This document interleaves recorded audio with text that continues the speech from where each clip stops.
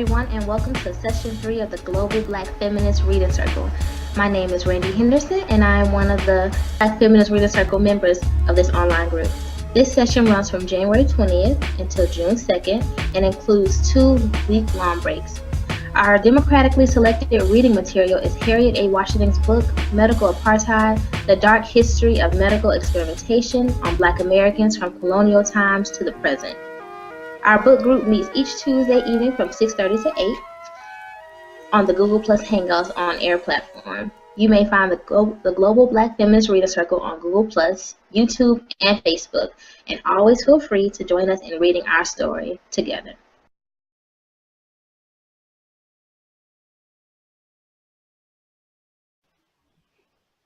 I am Joel Jones from Charleston, South Carolina. I'm your moderator for this afternoon. Welcome to the Global Black Feminist Reading Circle. Today is March the 3rd, 2015. Today we will be covering Chapter 5, The Restless Dead, Anatomical Dissection and Display.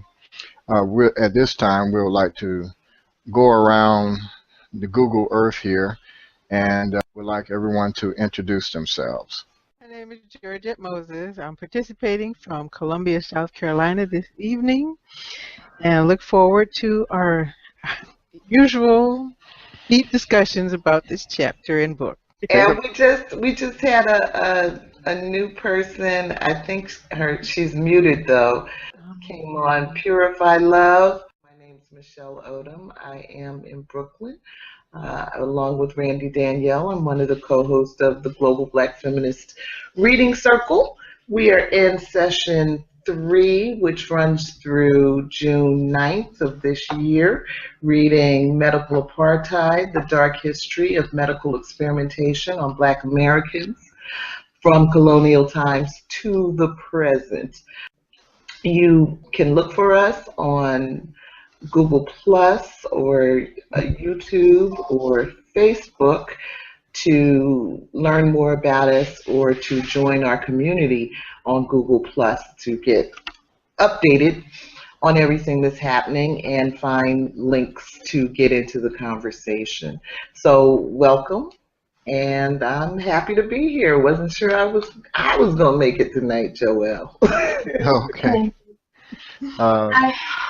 I'm Kim, and this is my daughter, Johnny. Hi. Hi. She just came in. I'm Brandon, and I'm in Brooklyn also. And I guess that's it for me. I'm enjoying reading the book. I don't know if you call it enjoying, but Right. Back to you, Joelle. Okay, thank you.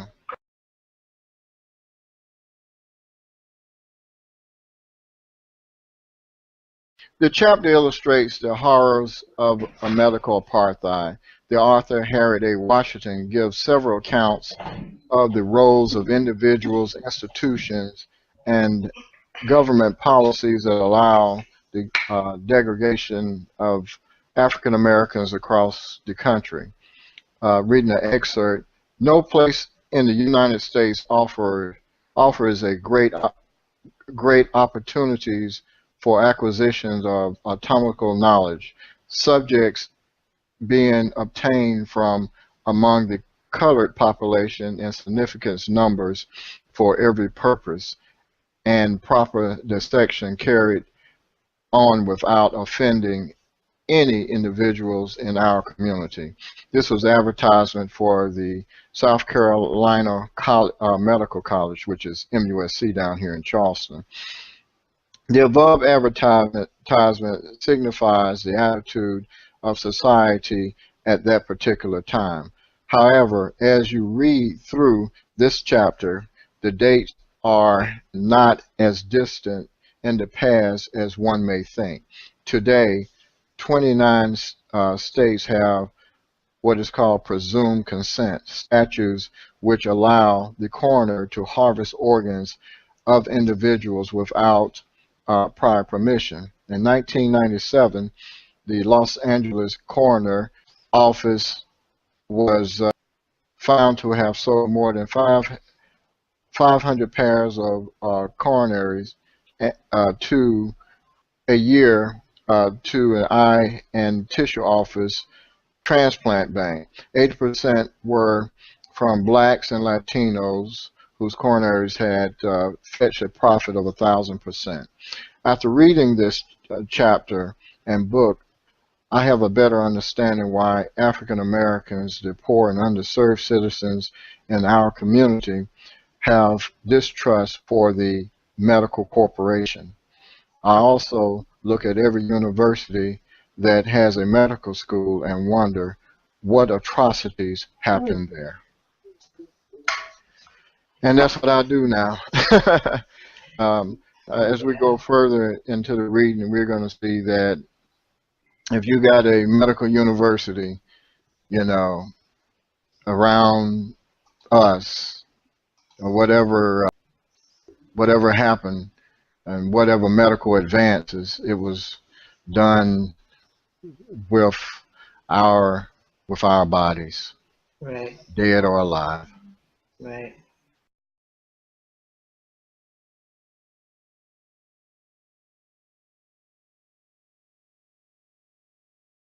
Who wants to read B, Medical College of Georgia? Okay, I'll read B.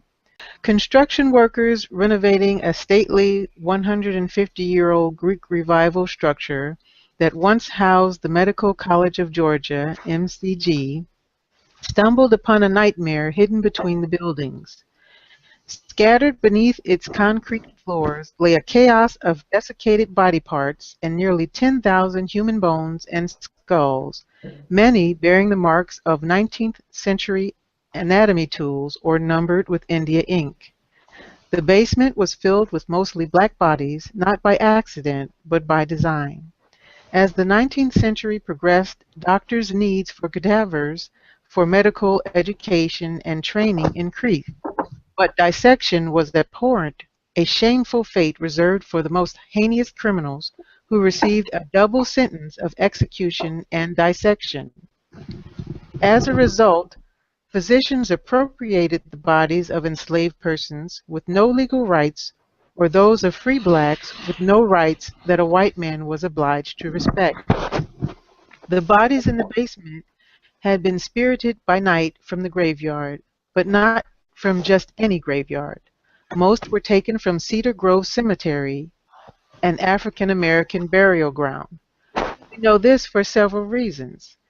Physiological, anthropological, and nutritional assessments of the bones and other remains established that 3/4 of them came from blacks, and Cedar Grove had held black bodies exclusively since the Civil War.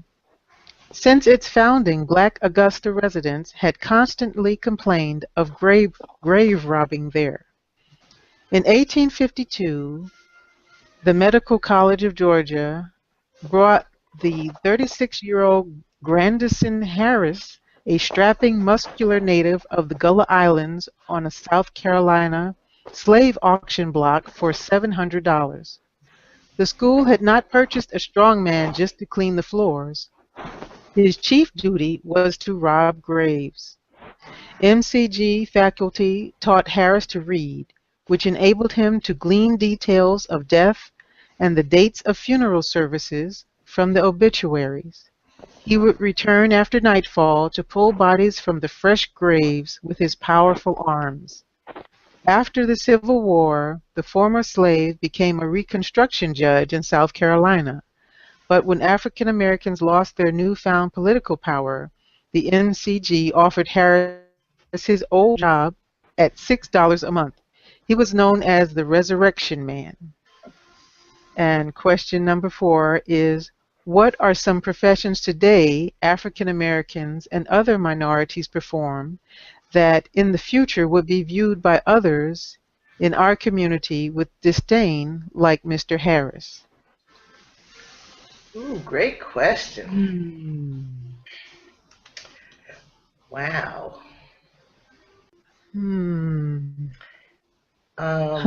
Disdain. Drug dealer. But I I guess I'm one that feels like we're all implicated in this system that we all help to perpetuate in this age. You know, I'm watching Netanyahu on TV today, and I guess I won't go down that road. Okay. But Well, I went down that road, so you'll see at the end. no, but I mean, you know, there are certainly many positions that are honorable in and of themselves, but you know, like you know, Benita and I are working on setting up a nonprofit, Reading for Change. Nonprofits are generally funded by private foundations, private corporations, who get their money, you know, who knows where. And so there are a lot of, not a lot, but there are some black people that feel like, well, you know, you shouldn't be going to the white man for money. But from my perspective, in one way or another, we're all going to the white man for money. You know, even, you know, my father was a black preacher, and we have this image of the black church as being an independent agency. You know, it gets its money from black people. But where do those black people get their money from? You know, it's all one big circle. You know, we think of a barber as being an independent person, but the people that come in to get their hair cut, where did they get their money from? And so, you know, I think we're all caught up in it, which is why it's so difficult to get out of it. But you know, we can certainly look at some people with a level of disdain, like, you know, I just don't know how you do it. Like, you know, I just don't know how you work for a private prison industry. You know, we can do that, but I think the reality is that we're all caught up. Sure. When I wrote that question, I looked at when you read about the judge. You know, everybody feared this person because they knew exactly what he did. You know, he robbed the graves. You know, and it was amazing. You know, they had this. You know, that even at death, that you know, our people couldn't even stay in the ground, and they had certain ways that, you know, they said put straw on the top of them, you know, layered it like that, and that's a way to keep them from the graves. Yeah, thank you, with straw. And when they layered it with straw, they was able to, you know, to keep the grave robbers from coming along. When I thought about this particular question, I looked at, you know, when you mentioned the black church. I mean, when you looked at talking about the church, and I think about, you know, the other thing that you said, you know, well, no matter what you do, we all complicit for the, you know, within the system in itself. You know, somebody told me one time you can put $1 bill in a church plate and it can be used for evil. You know, no matter what you do or whatever position it is. But I think Yeah. one of those that came to my mind is where we really fallen off the wagon at is how we use our institution as a church. You know how there's so many, and there's just not a few.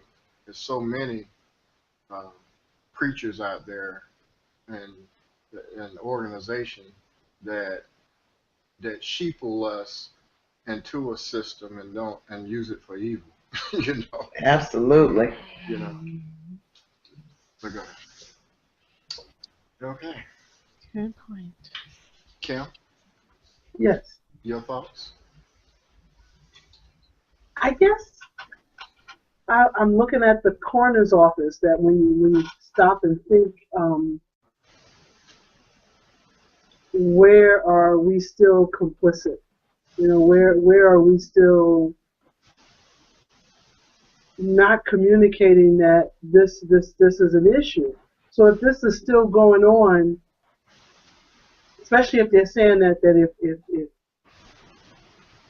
African American young men and Hispanic young men, if they are having this gun violence and their organs are missing, or somebody knows something and is not bringing it to the community to kind of say this is still happening, and that's the thing that I find amazing. I found this whole chapter to be a wake up call. Like, I was shocked by a lot of this. The other chapters didn't shock me the way this one has. This is a shocker. Yeah. So Yeah. when we got to New York and we got to Columbia, it was just like I wasn't in Kansas anymore. I just felt like, what? Yeah. Columbia, New York? Yes. Seriously? And Oh, so they all of a eat it- sudden you they have eat to it bodies too? start talking about recent history. That was even harder. So I just think that there are some people of color who are aware of what's going on, and maybe paid very well for it. Mm-hmm. That's a good point. Mm-hmm. Yeah, just to be quiet, just to shut up.